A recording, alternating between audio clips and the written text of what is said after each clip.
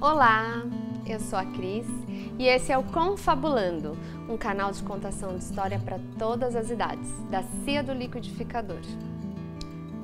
Eu não sei vocês, mas eu adoro esse brinquedinho aqui.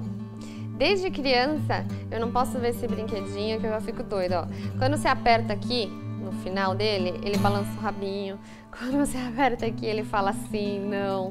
E aí, quando você quer que ele desmaie ou morra, por exemplo, é só você apertar e ele morre. E aí, foi brincando assim com essa vaquinha que eu me lembrei de uma história que eu vou contar pra vocês. Tinha um homem que ele decidiu ser discípulo de um mestre. E os dois andavam de cidade em cidade buscando novos conhecimentos.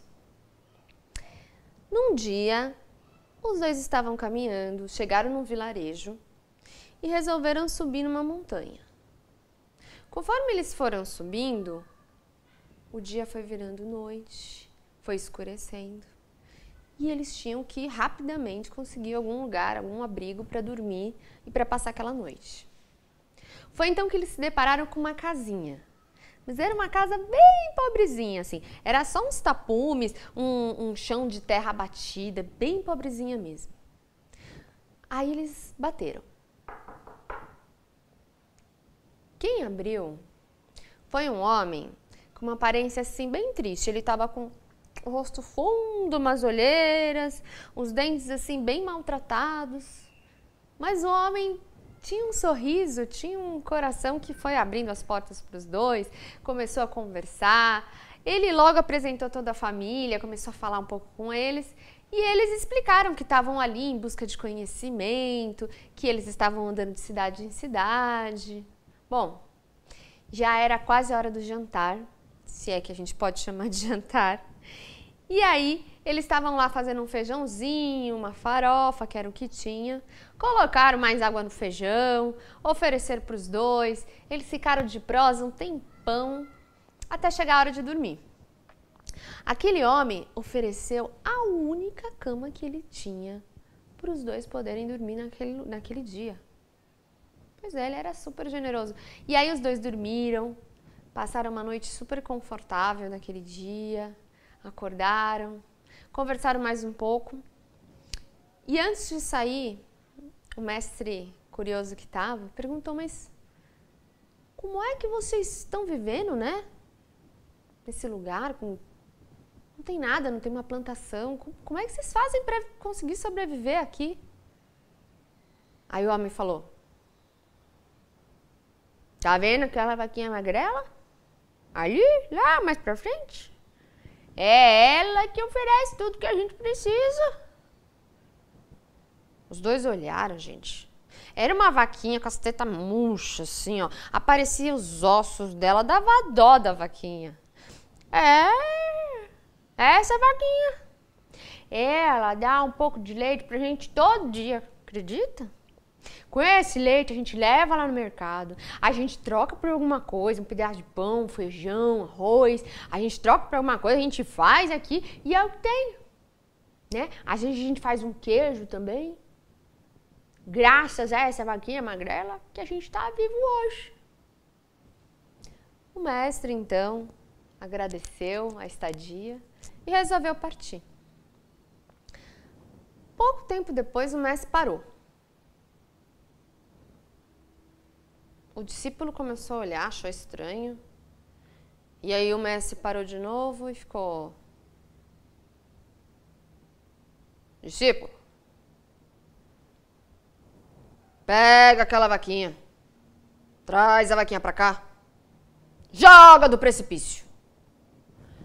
O discípulo ficou em desespero. Não, mestre, não pode ser. Como assim? Eu vou jogar a vaquinha, a única coisa que eles têm? Não, mestre, eu não vou fazer isso. Não, imagina, você tá louco?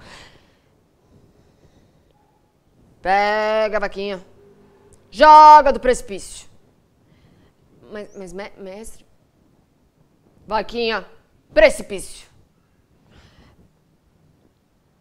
Tá, o discípulo era o discípulo, né? Ele tinha que seguir o mestre, então ele pegou a vaquinha, foi puxando a vaquinha assim, fechou os olhos, chegou na beira do precipício e empurrou a vaquinha.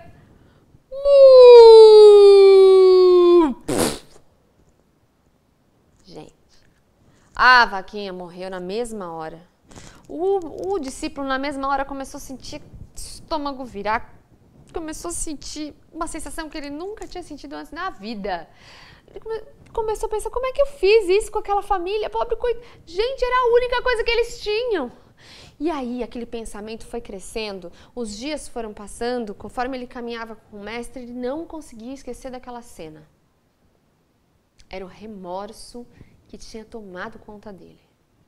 Em pouco tempo, ele resolveu parar de seguir aquele mestre. Como assim? Como aquele senhor me fez matar o único bem que aquela família tinha? E eu, pior ainda, eu aceitei e fui lá e fiz isso.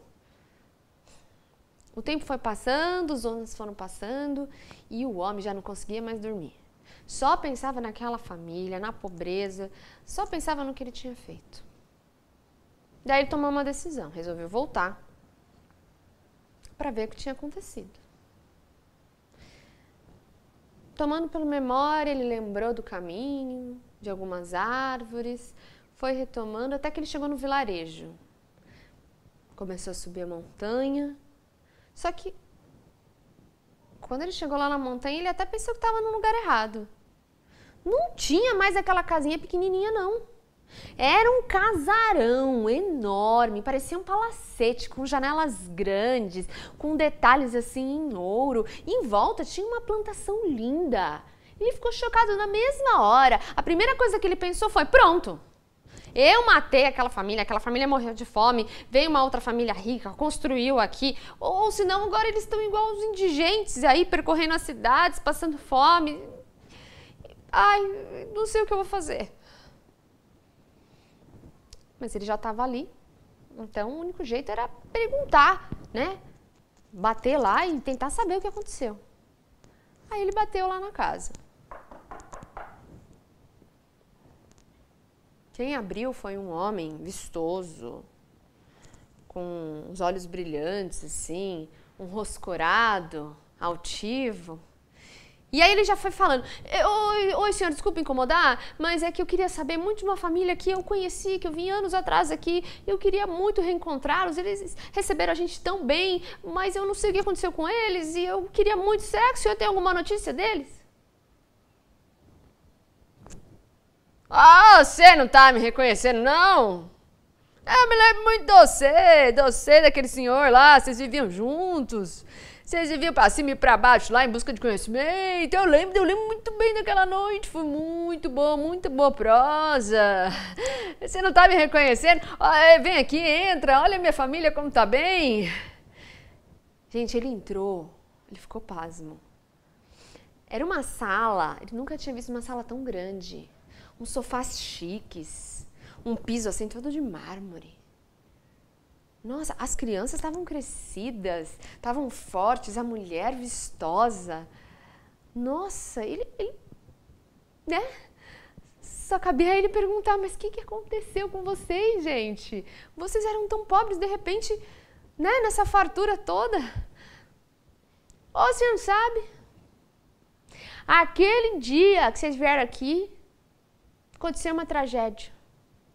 Nossa, vaquinha. Aquela vaquinha magrela, coisa mais linda, desapareceu. Aí nós ficamos no desespero, né? Porque era o que a gente tinha. Aquela semana a gente passou fome. A gente comeu um pouquinho que ainda tinha, mas bateu um desespero. Mas foi aí que eu lembrei. Eu lembrei que meu avô tinha me ensinado um pouco de marcenaria. Eu peguei uns pau que tinha lá no fundo e comecei a fazer uns bancos, sabe? Comecei a bolar uns bancos bonitos.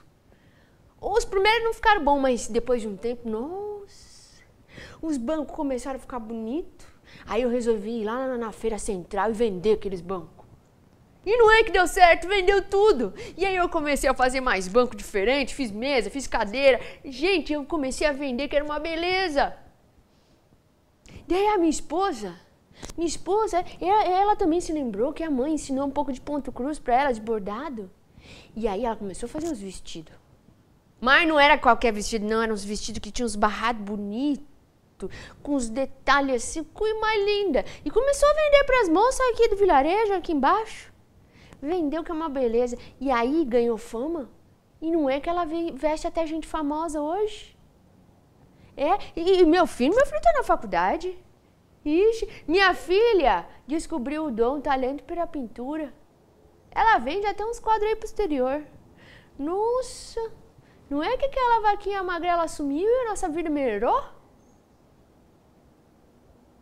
Foi nessa hora que o discípulo entendeu o ensinamento do mestre. Às vezes é necessário, jogar a nossa vaquinha magrela do precipício. Essa foi a história Livrando-se da Vaquinha Magrela, que eu li aqui no Pequeno Livro das Fábulas, da editora Leia, e que vocês podem ler e contar do jeito de vocês. É um convite que fica para vocês lerem esse ou outros livros e contar do jeito de vocês. Se você gostou dessa história, curte aqui o vídeo, compartilha com seus amigos e também assina o nosso canal, que é um jeito de dar um apoio. Tá bom? Um beijo e até o próximo vídeo.